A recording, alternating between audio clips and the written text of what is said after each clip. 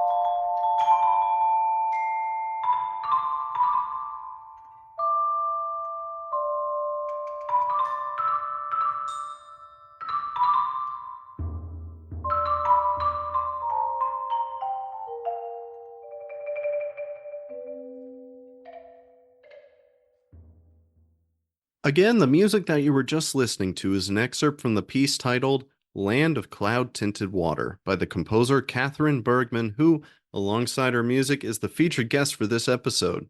That leads me to welcome Katherine Bergman themselves to the program. How are you? I'm doing well. Thank you for having me on. Yes, of course. Very happy to have you on. Katherine, how about you go ahead and tell the audience about yourself, personally, professionally, academically, whatever you choose. Okay, sure.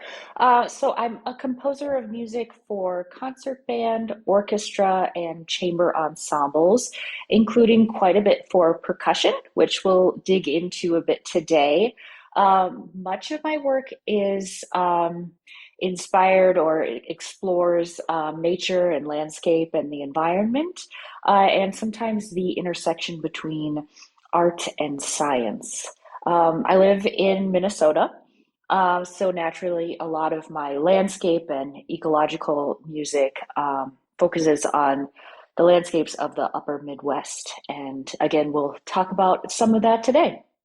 Very cool. I've always joked, with my girlfriend because we are both from Florida and both from the same high school and so on.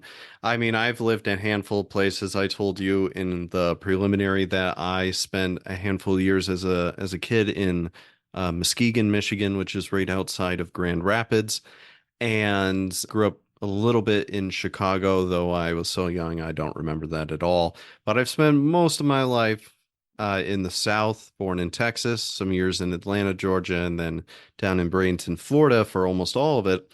And I've always joked with my girlfriend that that we must go above the Mason-Dixon line because I love love the nature, the atmosphere, not to mention the weather.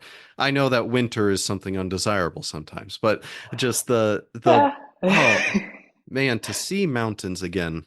I mean, Tennessee mountains are absolutely beautiful, the Appalachian Mountains, but to see, rolling landscapes, large open fields, snowy fields, Right. I wish for it one day, hopefully. Yeah, you'll have to come and visit sometime. Yeah, what does it get in the winter typically? I mean, generally, like it sits around like the teens, you'd say, for like on average temperature in a day. But we have a lot of single digits and some days below zero, and sometimes we get a lot of snow. Last year was a actually really weird winter. We got hardly any snow, and it was really warm. I say we really didn't even have winter last year, and I was bummed because I actually really like winter, which is it's a good thing because I live in the right place for it. But I also really like to cross country ski, and so we didn't have any snow, and it was just devastating. I really hope that we get a real winter this year. Oh, sure, sure. Well, real winter for down here is the absolute coldest it gets is maybe 25, and that's at like midnight. Uh, Hmm. you know, a peak temperature winter day in Florida, at least northern Florida where I am right now, it's probably like 35. That's like Yeah. the lowest the peak will get. So, and of course the summer's plus 100. But I know it actually can get pretty warm up there. I'm kind of surprised by how warm it can get up in the Midwest.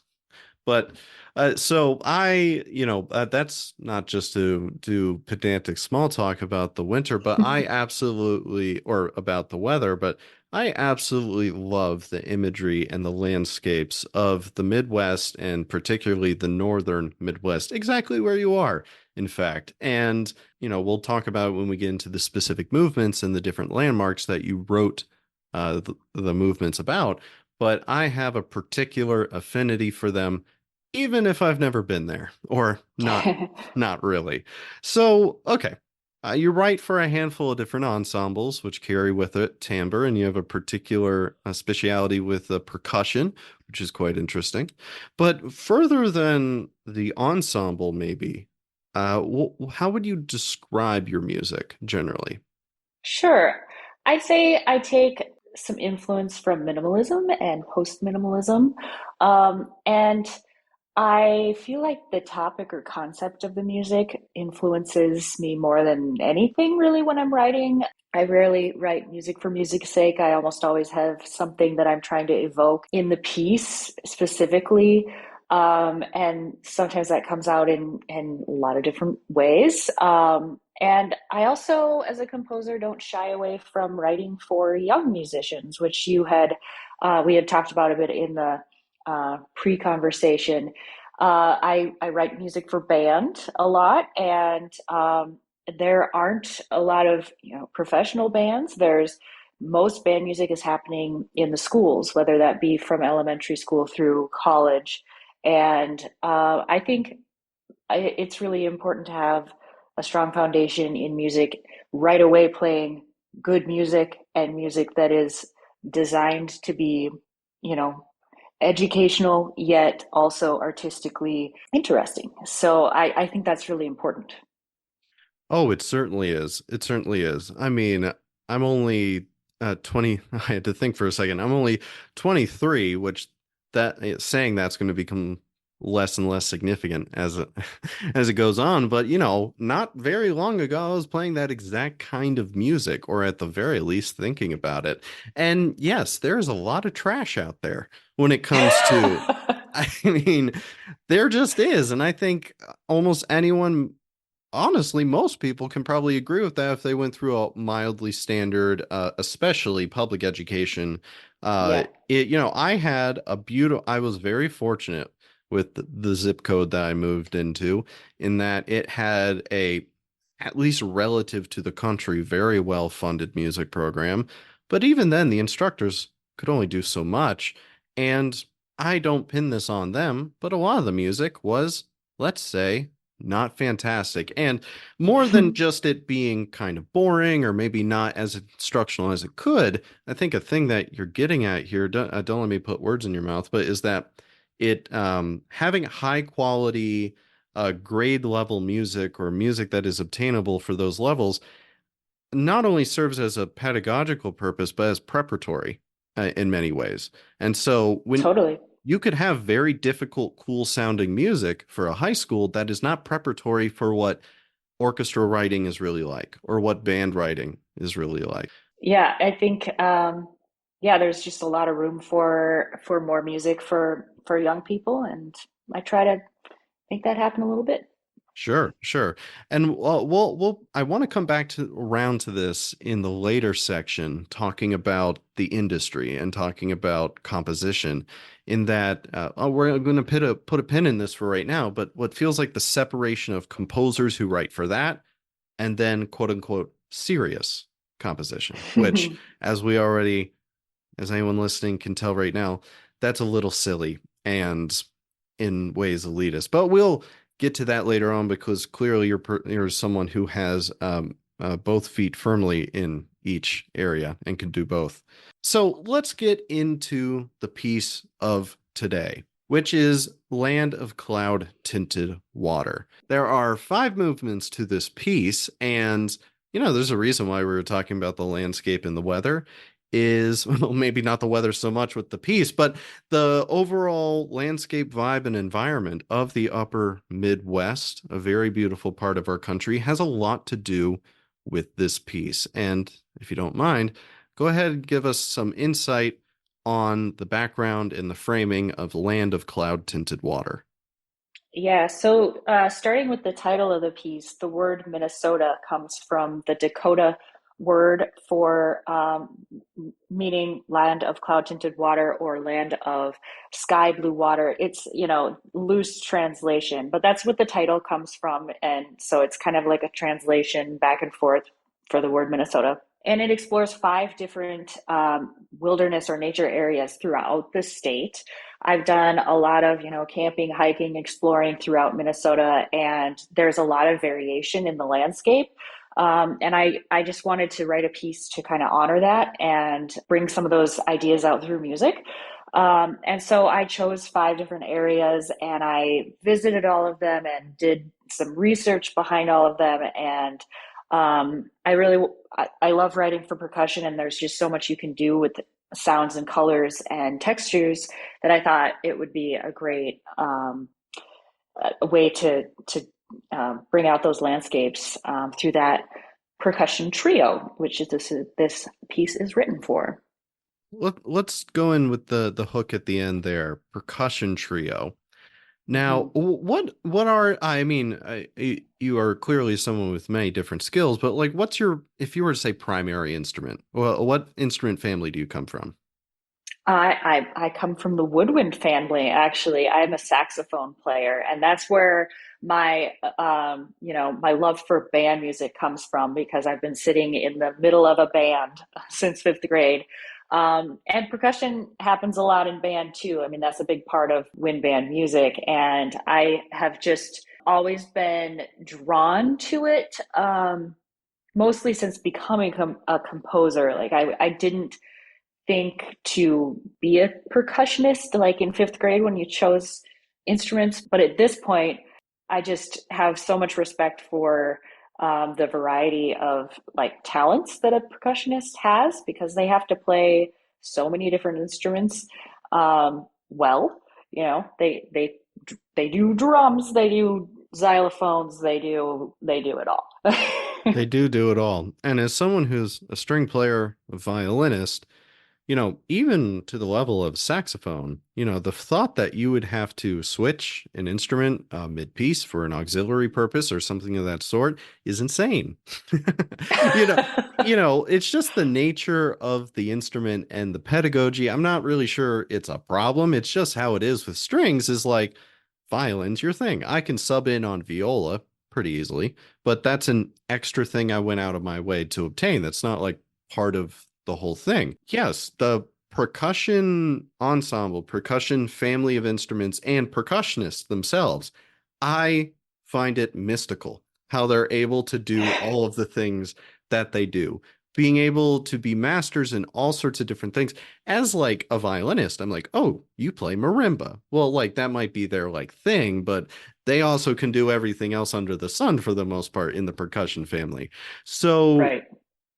why did you decide for this piece to go forward with, given one of the obvious answers is variety, as we've laid out with what we're saying, there's so much variety in what can be done even with a small number of performers. But why percussion trio for this piece in particular? Yeah, so I wrote it for a specific ensemble, the Minnesota Percussion Trio, and I knew the members of the group, and they're all fabulous musicians, and I'd been wanting to collaborate with them, and this seemed like the perfect opportunity to, explore these sounds and these instruments and work with these players. So it all kind of just gelled. Sure, sure. And there's a special denotation in your score that said that you received an artist incentive grant in 2016 from the Minnesota State Arts Board, and that the creation of this piece was in line with that granted initiative. So, can you talk a bit about that? That really jumped out to me.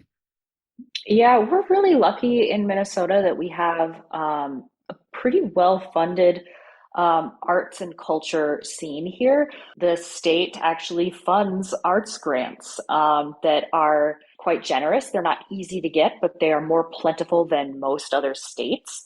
And I had applied, I think, with this same application twice. The first time they were funding 10 of the applications, and I was the 11th Ah, in the line. And so yeah. I was like, okay, I'll try again. And the second time I got the grant, and so it funded all of my research, if you will. So like my visiting all of the places, and many of them I'd been to before, but I went with different intentions that time. And then also paying me for a commission fee, and also paying the artists and putting on performances of the piece. So it was a really fabulous grant to receive. And yeah, I think every state should be so lucky. Yeah, I was about to say, as someone who mostly grew up in Florida, you're speaking a different language right now. There's many things to say about the state of Florida in that, but not in this conversation. One element that, although you can say whether or not it's like super integral, but one of the most unique parts, I think, of this piece, and it's in two different movements, is the direct usage, well, direct imitation of specific birds and specific sounds and melodies that they make or shape of the sounds that they make. Two parts to this question. Why did you choose to implement it in the way that you did? And how did you go about, as you were saying, researching that? Sure.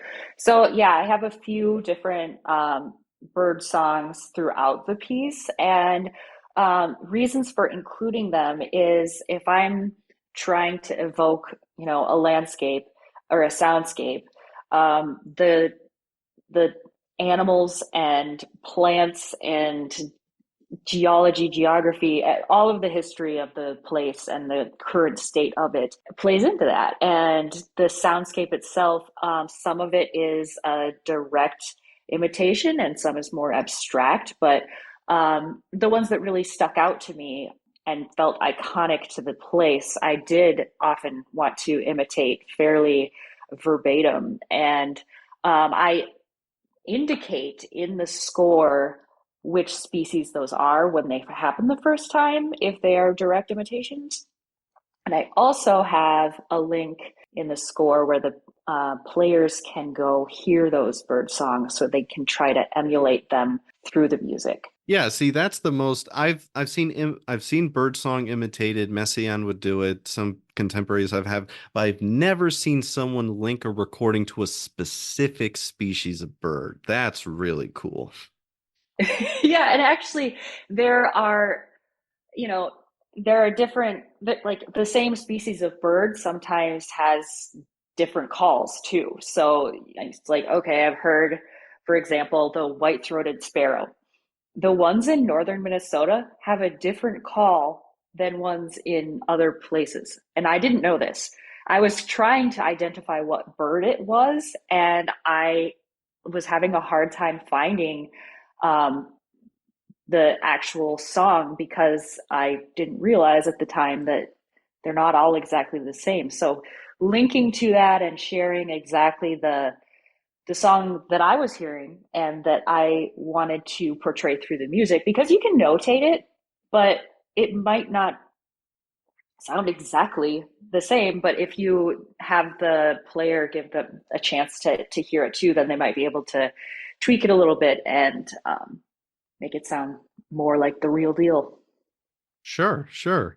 And so when researching it, did you physically go there or was it many hours of looking at your browser? No, I physically go there, and that is the case for any of my landscape music. I really don't feel comfortable writing a piece about a place I've never been. And when I do go, I usually take field recordings, and usually those I don't usually write electroacoustic music. I have like one or two pieces, but usually those field recordings don't end up in the music, but they can be a reminder of what I was feeling, what I was hearing, and also like when I'm trying to identify a bird or whatever it is I'm hearing, then I can actually go back and listen. But also just like writing things down when I'm there, and sometimes I already know the species or whatever it may be. But that's one way I research. Sure. In my limited experience listening to new music, and I've always said this to people that the most fun concerts you can ever go to while you're at university, in my opinion, is not orchestra, it's not band, it's new music concerts because you literally have no idea what you're walking into. And Right. I've listened to a lot of electric acoustic in live settings where it's surround sound, where it's meant to be atmospheric in the same way that your piece is. But it's just phenomenal to me that you have essentially uh, no electroacoustic elements at all. There's no recordings, there's no nothing. And I've seen pieces that are begging at the same sort of thing that you are, but it's almost always with some other. I guess I'm going to call it a crutch almost. I can't imagine how at points it must have been frustrating trying to acoustically emulate all of these natural sounds with these different mediums. Just to me, that's uh, wizardry almost to be able to do that. I think it sounds, I try to make it sound very organic in that way, but also give the performers liberty to make it, artistically their own.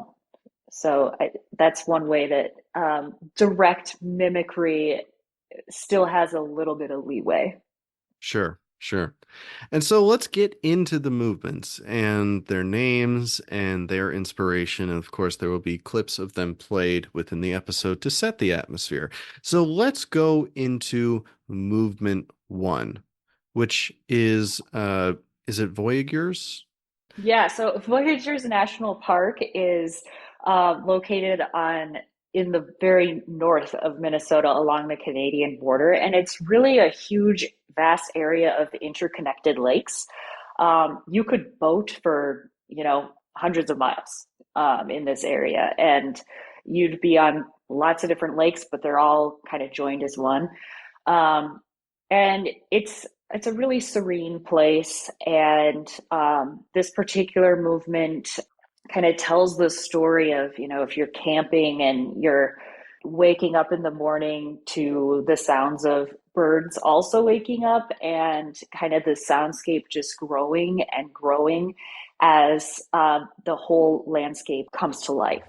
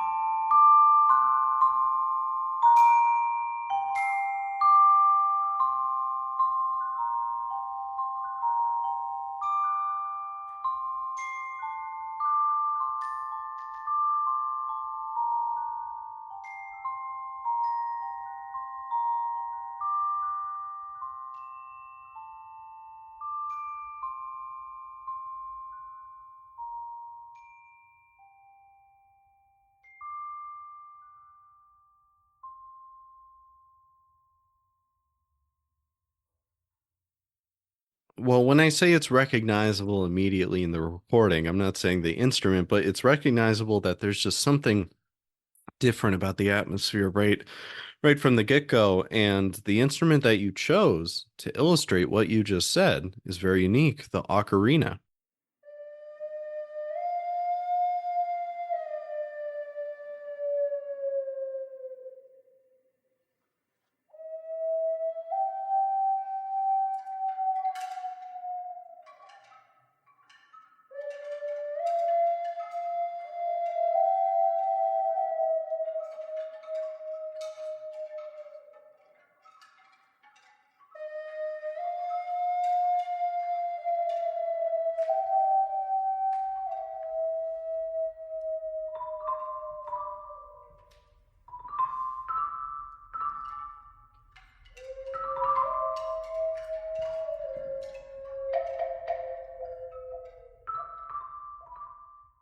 Which, um, forgive me, the only experience I have with the ocarina is the Zelda game, Ocarina of Time. I mean, really, and also maybe some like Instagram reels of someone playing the ocarina. But Hmm. I'm not going to say never have seen it, but it was, well, it's mystical. It just, Hmm.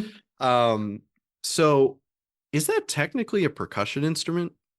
No, it's not. And first, I really like that you're using the word mystical because that is totally what I think of. So I use the ocarina to emulate the loon call.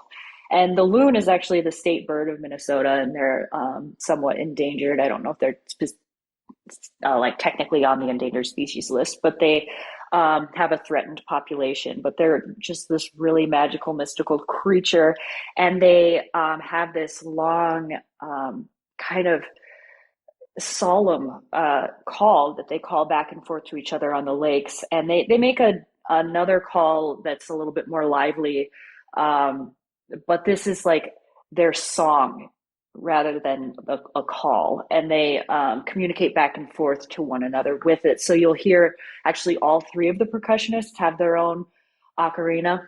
I had to teach them how to play it because no, it's not a percussion instrument. And I'm like, first thing on the piece, not a percussion Yeah, instrument. And yeah. I'm a wind player, so I was able to help them with it a bit. And I actually have had some other ensembles play this piece that are like, yeah, I don't think our percussionists are going to be successful at this. And so I actually recorded the ocarina part for them, and then they played like a recording in the performance. And I didn't hear the performance, so I don't know how that went, but I thought it was kind of funny. Yeah, that is kind of funny. The almost at this point, 20 this will be 25 episodes in. Whenever I get pieces, ritualistically, I never look at the score first. I only do the audio files when I sit down just to experience it as if I was an audience member. And like you said, percussion trio. Okay, let's go. Open it. Not a percussion. I'm like, okay, what's going on? Anyways, but it's a beautiful, like, sets the atmosphere. I was going to say it fancy, but it sets the atmosphere is essentially. Sure. Yes, very beautiful. And so moving on to movement 2, which is titled Superior for the Superior Hiking Trail.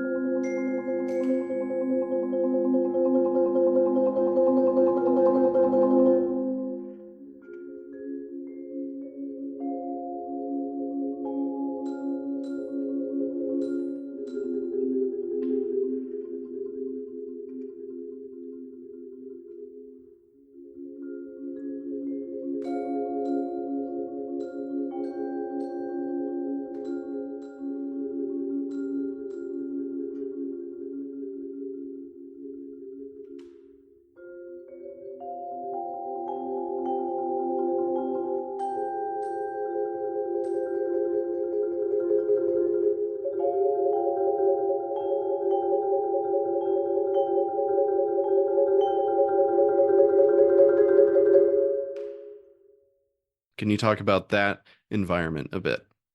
Yeah, so this piece is inspired by a view of Lake Superior from the Superior hiking trail along lots of different routes, but this specifically, so the Superior hiking trail goes all the way up and down the North Shore of Minnesota. And this particular spot that I was at that inspired the piece was at Split Rock Lighthouse State Park. And it was dusk and I was sitting along the shore and watching not only the lake, but the sky and the reflection of the sky on the lake. And there were waves crashing ever so gently, but also the color of the sky changing over time slowly.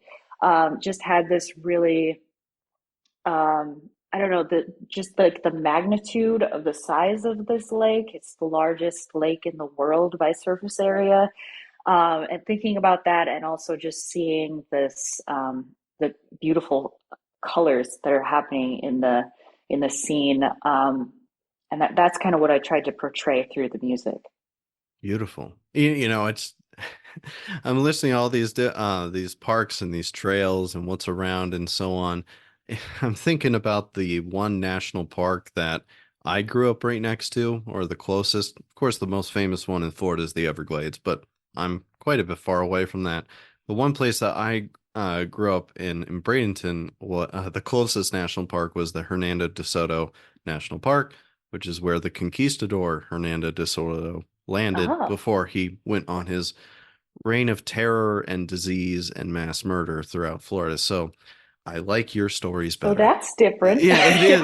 It is different. It's a beautiful little park. I have wonderful memories there, but I just the contrast in my head is like Yeah, this is what we have down here. Anyways. So yeah, yeah, movement absolutely. to Superior. This is as I said in my notes to you, it was surprising because with atmospheric music like this, especially when someone is not familiar with the specific landscapes, such as I'm not. And so I'm kind of taking the music at complete face value then. And as I just said, I open the audio file, I don't look at the score until the second listen. It was kind of ominous.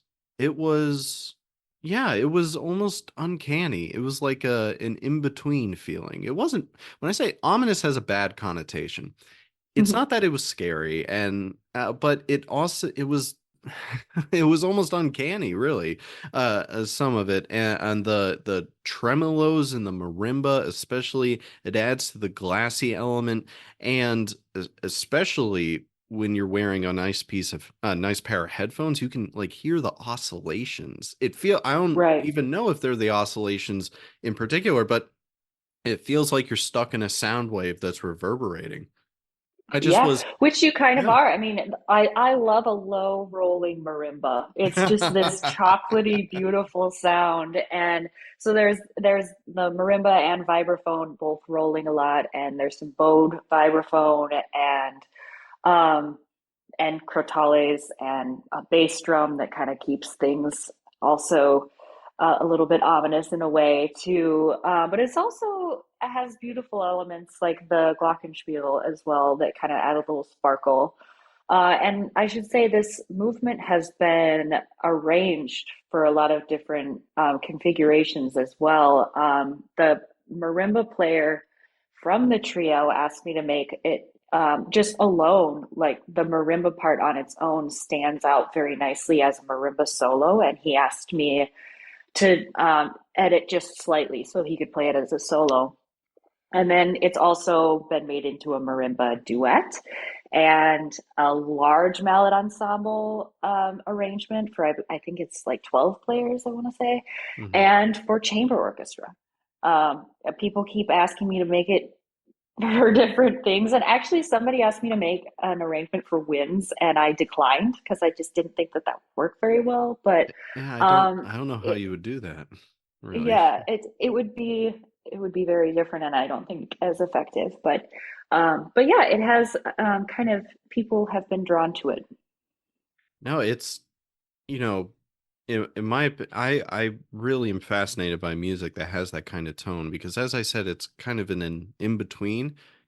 and what I, at least in my opinion, what that means is that you can take from it what you will and your own Mhm. interpretation almost. Like, is it on the weirder side, more uncanny side, more positive side? So, no, it's absolutely beautiful, and congratulations on the success of that movement in Thanks. particular. Yeah. But so, certainly when you're learning composition, what I know in my limited knowledge at least is the rules of contrasts, especially when you're doing a multi-movement work. And certainly you illustrated that to the heart with the beginning of movement three, which is titled Solana for the Mhm. Solana State Forest.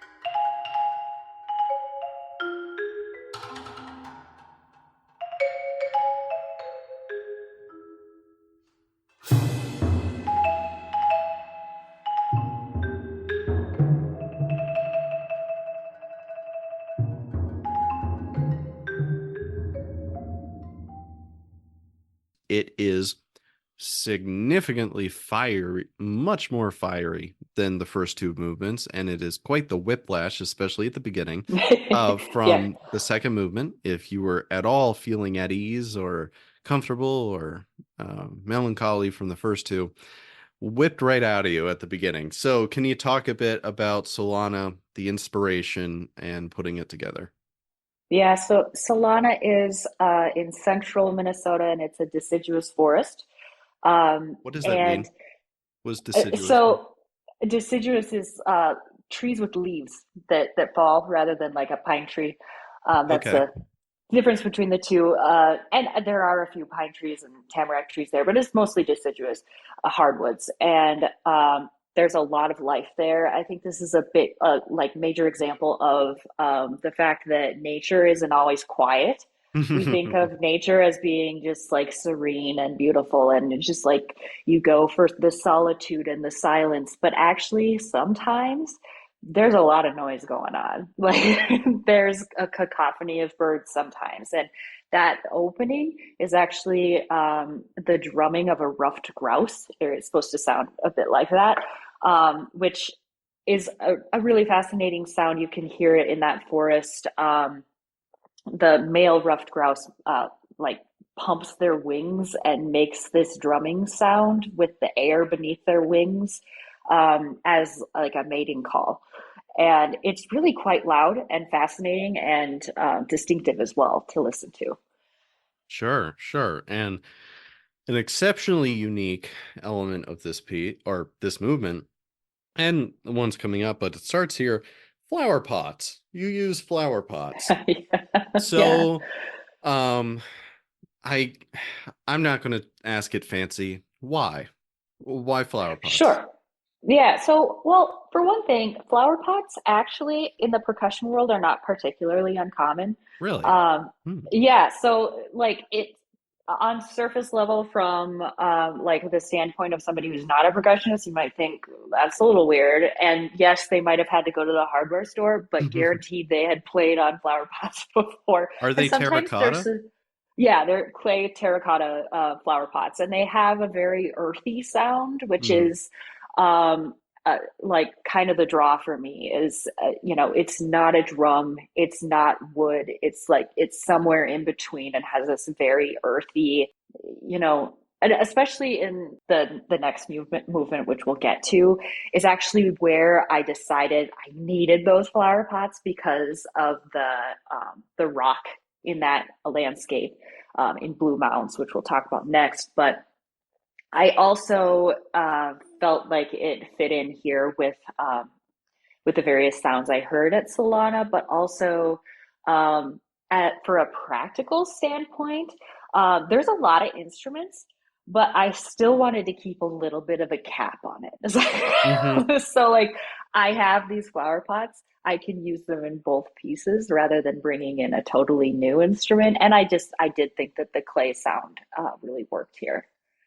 Yeah, yeah. I'm gonna say an oxymoron to describe them. There's like a dulled sharpness, which Yeah. the dulled is the earthiness, and because the ting, they're easy to be heard, you know. Hmm. So, in in music, we like our oxymorons. So, dulled sharpness. But oh, but so yeah, let's talk about the next movement, which is movement four, which is titled Blue Mounds for the Blue Mounds State Park.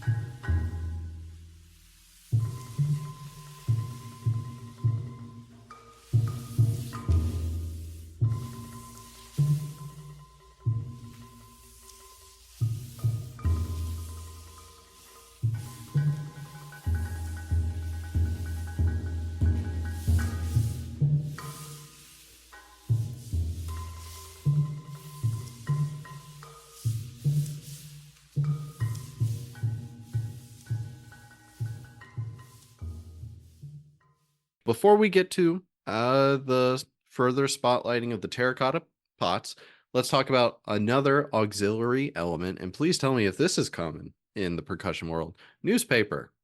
You No, use not as common. newspaper. Okay. Okay. So I'm not too out of the loop, but I'm it, sure I'm yeah. not the first. I'm definitely not the first, but it's not a common. And also, it was kind of funny. Um, so the piece, I'll just start by telling you a little bit about the movement, and then a little bit more about the newspaper as well. But so Blue Mountain State Park is a prairie essentially, and when we think of nature in Minnesota, a lot of times we think of the North Woods and the North Shore and forest, but actually the like bottom third of the state was at one time tall grass prairie, and there's not much of it left. So this is kind of just like a little segment, and I you kind of have to use your imagination when you're there because it's surrounded by cornfields, and you kind of think, okay, think about what this was like hundreds of years ago when it was all this grass that I'm sitting in right now. And beneath the grass is quartzite. It's a actually very desirable stone which was mined in this area long ago, and you can see the mining site at Blue Mountain State Park. But as you're hiking like through these grasslands, you're constantly seeing patches of this quartzite too, and that is what really I wanted to bring out with the terracotta pots, is that rock that you're standing on and stepping on, and it does make a distinct sound when you stomp on it with your hiking boots. Um, but also, you mentioned that it's kind of feels like it's a slow burn, and like so on surface level, a prairie is kind of almost feels like desolate. It's just like breezy, windy, soft, like a sea of grass sounding. But when you really start to study what's there in that ecosystem, it's really fascinating. There's just like a lot more underground than you realize. The roots of the prairie grass go down like meters and meters. It's really fascinating, and the turnover of the grasses as well, and how like bison, for example, are really integral to the health of the prairie. And so the newspaper element is supposed to sound like wind, drifting wind. And I think the one thing, so I just put newspaper in there, and the percussionist playing the newspaper kind of crumples it up and rubs it along either a table or the floor. And this percussionist did use the floor, which has kind of a visual element for the audience that is kind of fun too. But he had been using like the same piece of newspaper to rehearse and practice, and it was like it had gotten to be so soft that it was like barely making a sound. It was like, no, this needs to be a fresh newspaper. Yes. Show me the date on the newspaper that it's from today, you know. And so that made it a different sound as well. Yeah, very fascinating. And yeah, as you mentioned in the notes that I sent you, it the movement as opposed to the other ones. There's textural development in all of them in different ways, but this one particularly felt like a slower burn, where it started off slower and became more dynamic as it went on. And to connect thematically with what you're talking about, I gave you a measuring when I thought it started transforming at measure 37, but discovering the more intimate uh, details of a prairie environment, as you're saying. And again, as someone who's not familiar with that kind of landscape, um, other than driving through, I don't think I've ever really been to one. It's a very foreign kind of environment, and it's fascinating to think about what happens above just the normal gaze, which someone like myself would only be familiar with, and then yourself, of course, with the more detailed. So, all very cool, all very cool. And, honestly, out of all the things that I've heard or seen of in modern composition or even percussion, newspaper's not too wild. So, I No, mean, it's not. we use thunder sheets. It's basically like a different kind Right. of, yeah. So, yeah, let's move on to the final movement, which is, oh, can you help me with the pronunciation? Yeah, Itasca. Itasca. So Yes. yeah, so it's a state. Itasca State Park is in the northwest corner of the state, and it's most famous for being the headwaters of the Mississippi River. So it starts with Mm. a trickle, and you can kind of hear that. It starts with just this little, a very quiet, soft little motion that starts trickling down and then builds as the river widens. And I don't feel like this piece gets all the way to the Gulf of Mexico, but it but it does get further south through Minnesota as the river builds.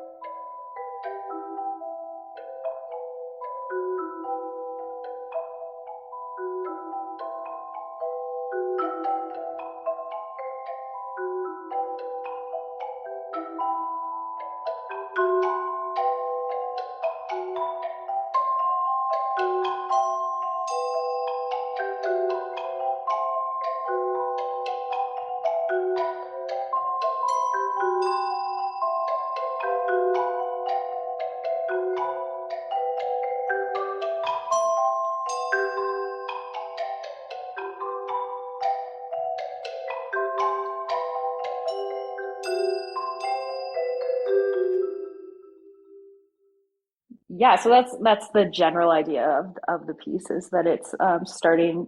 It starts at Lake Itasca, and you can actually walk across the rocks that are like the edge of Lake Itasca, and then the water trickles out and becomes the Mississippi River. That's really, really cool. And, you know, hmm, I, a little divergent question. If Mm. someone was from Minnesota, would they know all of these different parks? Like, are these all pretty well known?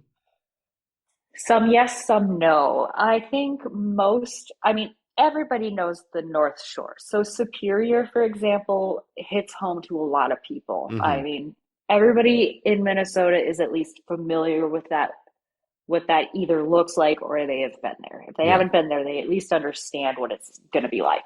Itasca is definitely, I'd say, our most famous state park, and most people in Minnesota would know. Oh yeah, the Mississippi River headwaters. Solana, no, nobody knows what that is, but they do understand like what a deciduous forest is, and then can identify with that. Voyageurs National Park. A lot of people don't know that we even have a national park, and that's partly because we also have the Boundary Waters Canoe Area Wilderness, which is a very similar landscape and is a little bit more well known. And that's a canoeing only Mm-hmm. landscape, whereas at Voyagers you can use motorized boats. That might be the big, and the lakes are larger, which like Yeah. canoeing on them wouldn't always be the best idea. Um, and then the Blue Mounds State Park. Well, a lot of people know about Blue Mounds. So yeah, that one's not super obscure. Sure, sure.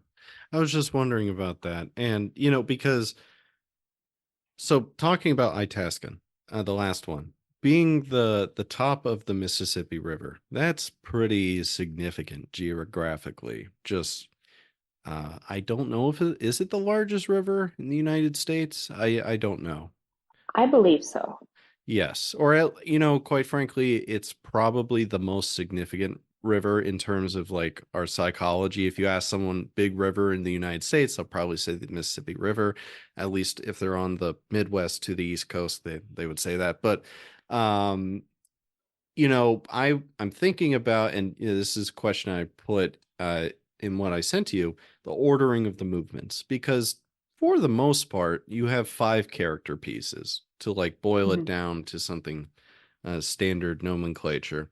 And you've kind of already answered, or I kind of already understand why you put Itasca last, because it is the most grand in concept, at least. The top of the Mhm. Mississippi River. That's a really big deal geographically. And just to think about that and like the start of what can be a very, very long and storied journey, it makes sense why you put that one last.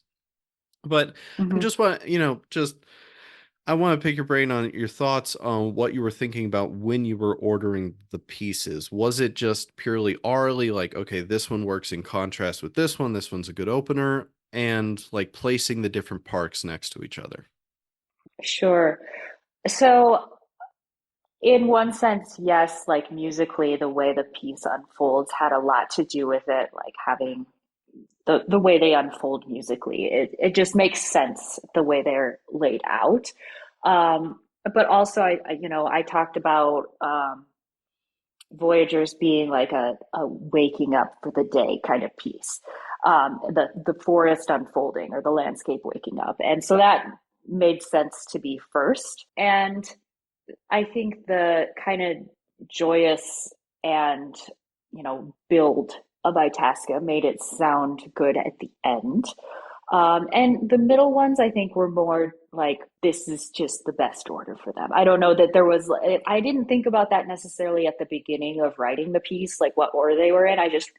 And I didn't write them in the order that they are in when they're performed. I don't exactly remember the particular order I wrote them in, but it wasn't one, two, three, four, five. Hmm. Um, and that's just kind of it was an after the fact decision, I think, that kind of unfolded as it went. Sure, sure. I'm always interested in those sort of things when looking at multi-movement works, especially when they are begging you to recollect on real things. So always Hmm. wondering, there doesn't always need to be a specific scientific answer, or, Sure. sometimes it just works. Sometimes it just Hmm. works. So, we've gone through step by step the landscape of the state of Minnesota, which is really Hmm. cool. I can see why you used or went with the grant with this piece because it's, well, as someone who's not from Minnesota, it feels very representative. You've been saying, we're going up to this part of the state, we're going to this part of the state, and some history about it. I did not know that there were prairies in southern Minnesota at any time. Quite frankly, I think of Minnesota as a frozen tundra. Well, it is that too. Yes, yes. But hope and wish to visit that part of the country at some point. Again, I'm sure at least visit at some point in the country, the Dakotas, Iowa, northern Michigan, Wisconsin, Minnesota, and so on. But so we've come to the end of this like narrative retelling of this piece, which I always love those sort of things, being able to tell a story along the way atmospherically as well. But is there anything else that you want to say about Land of Cloud Tinted-Water before we move on? I think the thing that this conversation has kind of brought up for me is that I think some of the landscapes can be imagined a bit, even if you haven't been there. And I think that that's really kind of what it's all about is awareness of the landscapes and whether it be encouraging people to visit them or just to be respectful of them and appreciate them is kind of the whole meaning behind landscape music in itself. So yeah. Sure, sure. Certainly. And, for literally the majority of us, probably, who have never been to Minnesota or all these parks, we are certainly imagining them alongside what you're writing. So that certainly is achieved. So now we've come to the last part of this podcast, or the last third, where we get a little bit more general. Um, Mhm. and so I'm going to start with the beautifully broad question, and you can take this in any way that you want. What does music, maybe even composition, mean to you? Yeah, so I just think it's very simple. Music is communication. And for me, it's my most authentic way of communicating or telling a story, setting a scene, emulating or evoking feelings, describing events. And I think it's as simple as that. You're having a relationship with your audience, the players, and creating a community and communicating. Sure. Yeah, sometimes it can just be that simply put, and that can mean a lot of different things in your life. And Mhm. so I'm interested to hear your thoughts. So that's music, that's composition, and that's your station in life for the most part, as far as we all know and need to know, unless if you want to share. But so let's flip it around to what is another part of this podcast, which is music theory. You know, Mhm. when I say that, when I ask that, a lot of people have very different conceptions. Most of the time, it's for good reason, whether they're good or bad perceptions. But I'm just interested, when I say music theory, when you think of that, what does that mean? I honestly don't think a lot about music theory when I'm writing. I sometimes after I've written something, I might take a closer look and think, oh, okay, I did this. I chose to write in this key, but I wasn't really thinking about it in advance. I was just writing what came to me. And I think about theory a lot more when I'm writing for young musicians because it's important to make sure you're writing in an accessible key, for example, and making sure that, it's within the bounds of the player's ability. And I think that creates just a need to think about it a little bit more. But especially a piece like this, like Land of Cloud Tinted Water, I really am just going to evoke the mood of the piece and the meaning behind it, and it's kind of fun to analyze afterwards, but it's not at the forefront of my mind when I'm writing. Sure, sure. And so, what was your experience when going through? Now, you hadn't really spoken about it before, but going through your own formal education, Sure. how did theory? In fact, we all have to do it. It's like, Yeah. when I explain to my parents, to friends, and so on, like, what do I do? There's a couple ways to simply explain music theory, but one of the most common ones I do, it's like how even if you're a completely native English speaker, we're all musicians going into college, hopefully, you still have to take English class. You still have to like understand the fundamentals of your language, regardless if you know how to speak it very well. Um, Mhm. and I see music theory similarly. You Totally. might be able to play perfectly like a premier concerto player, but you need to understand how chord to chord. Given, it depends on what a student wants to do, but that's the basic premise. What was your relationship in your education to it? Was it just a tool that let you go further, or was it anything else? I think that at the time I wasn't, in, my first and second year of college taking theory, I wasn't necessarily interested in it beyond like, oh, this is a required course.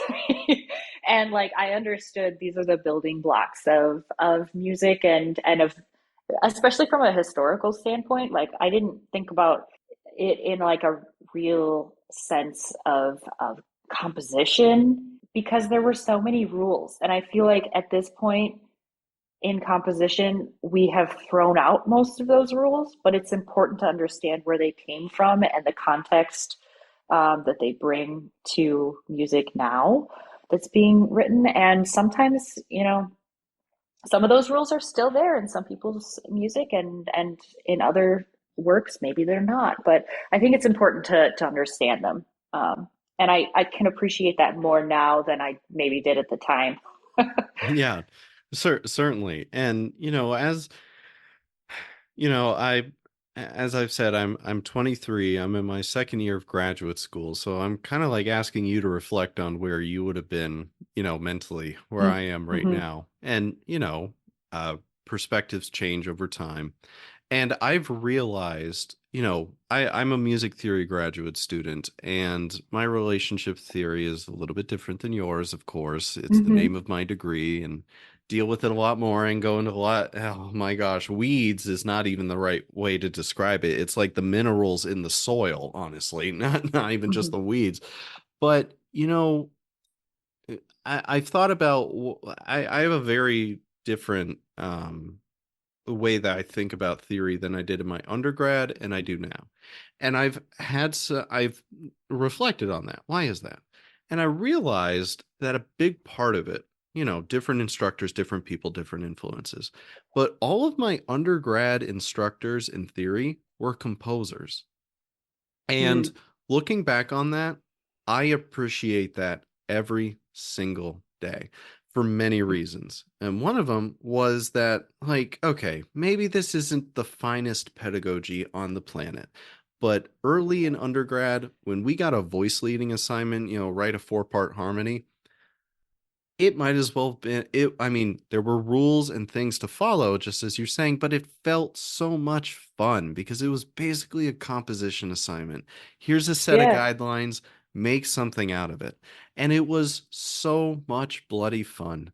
And is that the best way to teach every undergrad? Maybe not, but and one of my favorite classes I've ever taken was 15th, 16th century counterpoint, a modal counterpoint, learning the very strict rules of Palestrina. While that's true, one of our first major assignments in that class, which was taught by Dr. Paul Richards, professor of composition at University of Florida, was to write a three-part motet.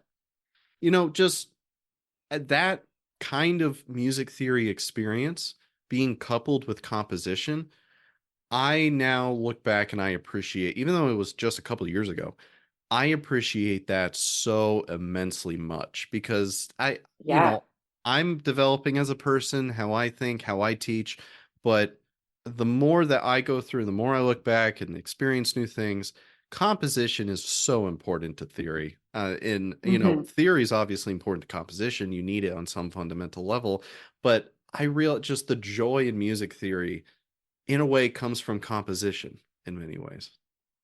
Yeah, I'd say you're very lucky to have had that experience. Not every theory professor goes at it from that perspective of making composition part of the learning process. And I feel like I didn't quite get that in, the way I was being taught theory. It was more about the rules and like identifying chords and chord changes and things, which isn't as much fun as like, here's the rules, now create something with it. So I think that's really awesome.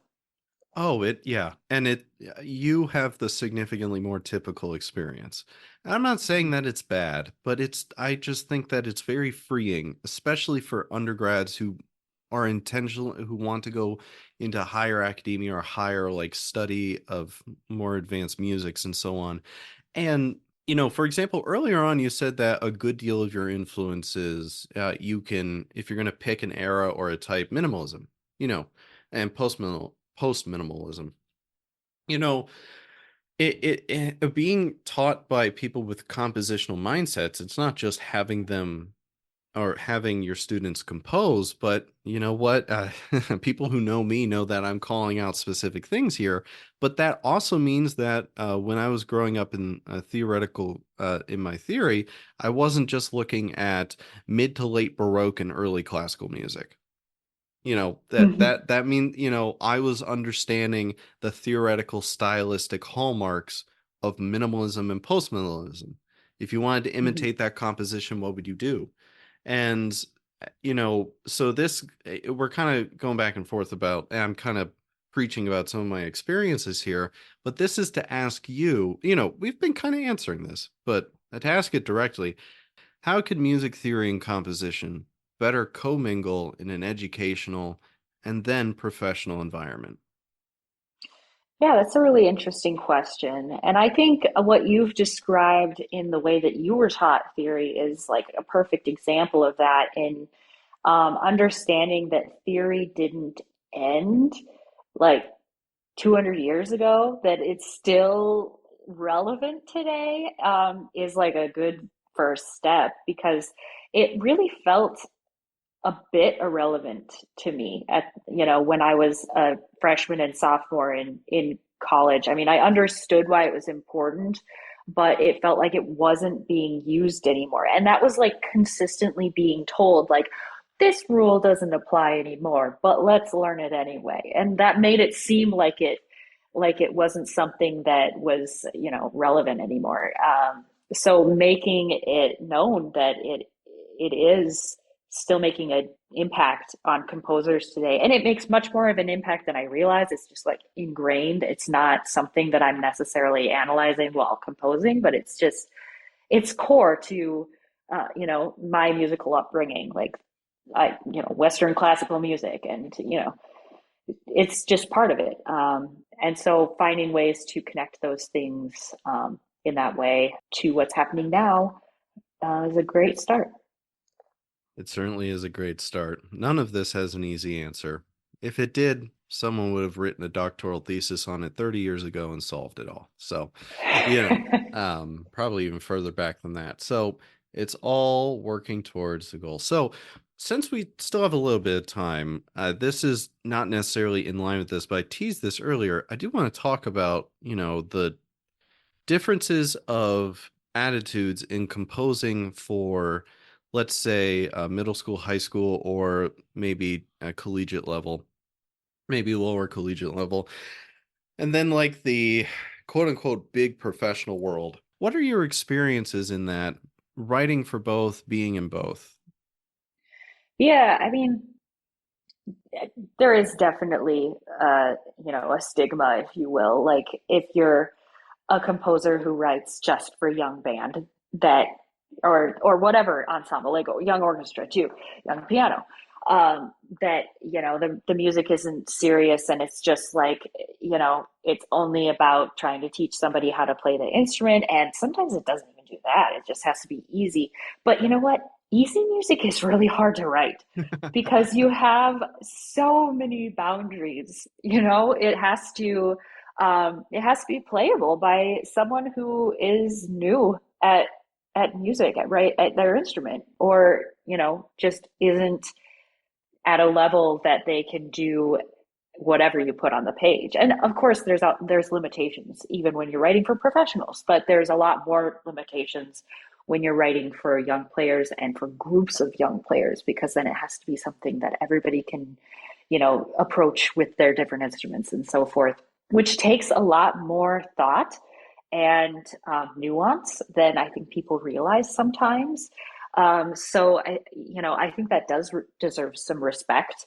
But I think for me personally as a composer, I want to have it both ways. I also, like the piece we talked about today is clearly for professional musicians. It's not playable by beginners in the least. And that is a piece that I was really able to express myself in whatever way I saw fit to a point. But like the music that when you write for young people, it's much less about your personal expression as a composer and more as a community or group project or collaboration between the composer and the musicians themselves. I think that absolutely beautifully put. And I think that's where the rubber meets the road is that last part is the some people's inability or unwanting to compromise. But Sure. Yeah. yeah, I don't have anything else to add. You put that beautifully. Well, thank you for diving into that little side thing. And man, we could keep going on about a whole bunch of different hosted topics, We but could. we're coming to the end here. This has been a great conversation. I feel like I've done a little intro guide to the state of Minnesota and the natural landscape, which is absolutely wonderful. And we went into some topics that are, at least me in academia, daily occurrences, and certainly things that affect your own personal sphere. But, Catherine, I'm sure you've got a whole host of things going on. But what are some big projects that are on the horizon for you? Sure. I have recently completed a different percussion piece for 12 players. Mm, It's for Prior Lake High School Percussion Ensemble, and they're performing it at the Midwest Clinic in December in Chicago. And that's a very large international band and orchestra convention, if you're familiar. So that's really exciting because it's kind of a big stage, and they're a really really outstanding high school group, and I was excited to be able to work with them again because I have written a couple other pieces for them. And I also have two high school band pieces. So I had like three high school level pieces in a row, which in a way kind of feels strange to be on one level, multiple pieces in a row, but also kind of lets you live there for a while. So that works out just fine. sure, sure. Some exciting premieres and performances coming up. That's always great to hear. And so, what would be the best way for the audience to reach you with any comments, questions, or inquiries? Yeah, you can get in touch on my website and the contact page. You can find me there. And I'm also on social media, Facebook and Instagram at Katherine Bergman. So, yeah, you can find me on the internet. Awesome. And of course, to everyone listening, all of those links will be in the description of this episode, regardless of where you're listening. And it will also be on Catherine's contributor page on our host website. So we are actually at the end now. And I always like to ask this general question for you to give some kind of takeaway. If you were to say anything to the audience about music, life, composition, anything in general, what would that be? Um, I think the one thing that's really cool about new music today is that there's so much variety. It's one of the few times in music history that it's like acceptable to write whatever style or genre you like, and you can write something in a major key and still be taken seriously. in many aspects. So I think that just leads to saying, go and explore and listen to lots of different things. And I feel like I don't spend enough time doing that. So um, that's something I'm always trying to strive for, and I encourage others to do the same. Beautiful. I love it. Go and explore. Fits with the theme of Mhm. the different natural settings. Well, Catherine, this has been a fantastic time and conversation. I thank you for coming on to the Theorist Composer Collaboration, for sharing your piece, Land of Cloud Tinted-Water. Thank you very much. Thank you for having me.